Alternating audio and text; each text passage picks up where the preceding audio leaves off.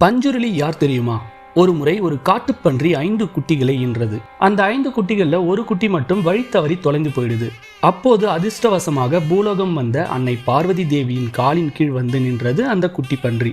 இரக்க குணம் கொண்ட அன்னை அந்த பன்றி குட்டியை கைலாயத்திற்கு எடுத்துச் சென்று அன்புடன் வளர்த்து வந்தாங்க.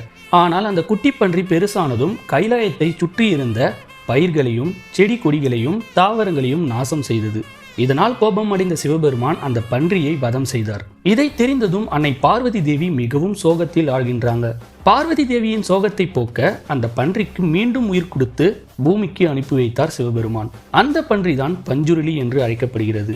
அன்று முதல் பயிர்களை காக்கும் முக்கிய கடவுளாய் இந்த பஞ்சுருளி வழிபடுகின்றனர். மக்கள் தங்கள் அறுவடைக்கு அருள் புரியும் இந்த பஞ்சுருளியை அரிசி படைத்து வணங்குகின்றனர். சிவகணங்களில் ஒருவராக போற்றப்படும் இந்த பஞ்சுருளியைத்தான் காந்தாரா திரைப்படத்தில் காட்டியிருப்பார்கள். காந்தாராவில் வரும் இந்த பஞ்சுருளி எப்படி இருந்தது என்று கூறுங்கள்.